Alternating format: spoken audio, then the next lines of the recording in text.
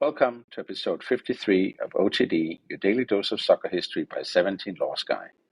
It's December 23, 2023. We're at Craven Cottage on the River Thames, Fulham versus Burnley. And the historic detail isn't the scoreline, it's the whistle. Rebecca Welch becomes the first woman to referee a Premier League match. A league that exports itself to the world every weekend finally sees a woman in the middle. Today on the pod, we'll tell the Craven Cottage story and why this appointment mattered. Trace Welch's route through the ranks, women's competitions and men's competitions, side by side. Zoom out to the infrastructure, how the FA PGMOL pathway is trying to build a sustained pipeline, and connect it to the bigger global arc, UEFA, CONCACAF, FIFA, and other glass ceilings already broken. And then close with the real question. Is this a one-off moment or the start of normal? First, the scene. Craven Cottage is not a ceremonial venue. It's a real Premier League day. Tension, scrutiny, managers looking for edges, and every decision clipped and replayed 1,000 times. Welch's appointment didn't come out of nowhere. In the month before, she had already been the fourth official for a Premier League match, also at Fulham, which itself was a first. And the Premier League and PGMOL framed it explicitly as the product of a development pathway, not a PR stunt. That distinction matters because it gets to the heart of the story. Elite refereeing is not a symbolic role, it is high-performance decision-making under stress. So if you're going to make history here, the only way it holds is if the football world believes the line is capability first, identity second. Now Rebecca Welch's story, because it reads like the modern referee pathway in one career. She began refereeing in 2010 while working in the NHS and later became a full-time official. And then came a sequence of firsts that looked from a distance like inevitability, but in reality are a decade of promotions, assessments, and repeated proof. In April 2021, she became the first woman appointed to a referee an English Football League match, Harrogate Town versus Port Vale in League Two. By 2023, she was doing men's FA Cup fixtures, continuing to show she could operate in the men's professional pyramid. And the same year, she officiated at the FIFA Women's World Cup. That mix is the point. This is not a women's referee parachuted into men's football. It's a referee building a portfolio across environments, women's elite football, men's league football, international tournaments, and then stepping up.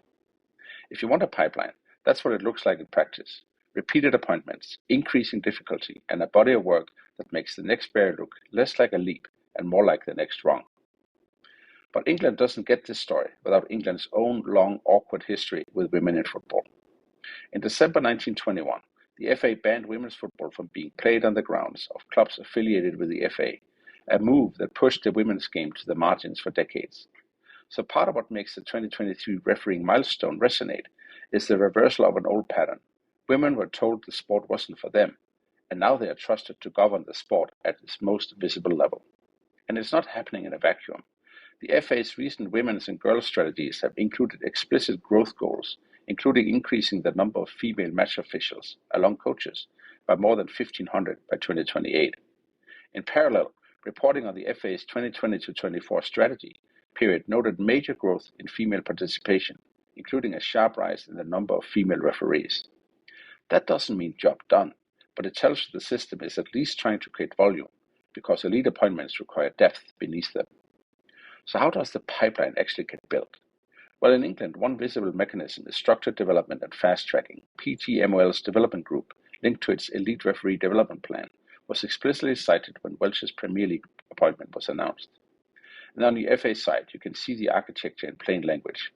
The FA's core, that's core in capitals, program is designed to identify referees with high potential regardless of their gender, and it is built around the same core components you'd expect in an elite performance pathway: fitness testing, laws of the game exams, clip analysis, personalized coaching, performance analysis, and structured development sessions.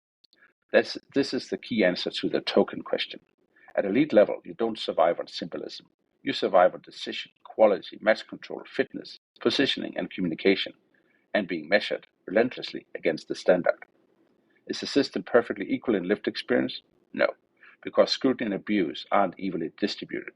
But the pathway itself is explicitly designed to be performance-led and to create repeated, evidence-based steps upward. Zoom out and you can see the same logic across the football ecosystem. UEFA trains and develops referees at scale, and FIFA increasingly normalizes women officiating men's elite matches. UEFA runs regular courses for Europe's top officials, focused on application of the laws, communication and preparation for top men's and women's competitions, and it has its own core development initiative for promising referees. And FIFA's landmark decision, the moment came in 2022 when women referees were selected to officiate at the Men's World Cup for the first time. FIFA's refereeing leadership explicitly framed this as a selection based on quality, not gender, with the hope that it becomes normal. That's the global argument in one sentence. Once the bar is competence, the ceiling becomes cultural, and culture can be pushed, appointment by appointment. Now the wider cast, because Welch is part of a timeline, not standalone. In England, before Welch, there's Amy Fearn, who in 2010 became the first woman to take charge of a Football League match as a referee, stepping in after an injury to the original official. In Germany, Bibiana Steinhaus became the first woman to referee in the Bundesliga in 2017, a milestone that demonstrated a top men's league could treat it as professional reality, not novelty.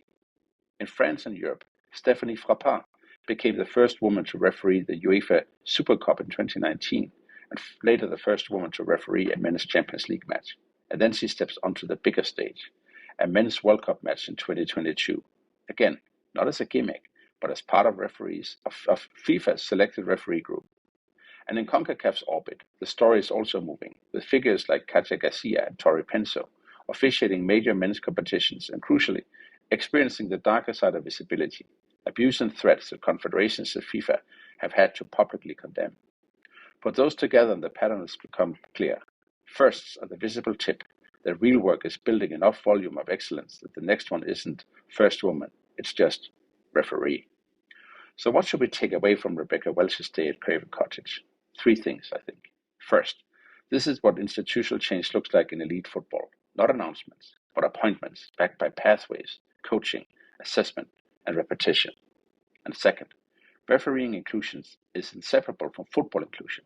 If more girls play, more women stay in the game, more become coaches and analysts and referees. That's how the base widens enough for the elite to stop being exceptional.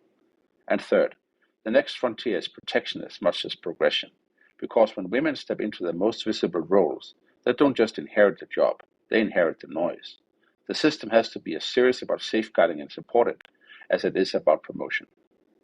On this day in 2023, Rebecca Welch didn't just referee a Premier League match, she turned a page, and if the pipeline holds, made the next page easier to write. That's all for episode 53 of OTD, the day Rebecca Welch became the first woman to referee in the Premier League, and what it tells us about the way footballing is rebuilding who gets to govern the game. If your favorite refereeing firsts or examples from other countries I should cover, email me at otd@17lawsguide.com. Tomorrow in episode 54, we go to one of football's great taboos, the impossible move, when Leonardo is announced as Inter coach after being Milan's. See you then.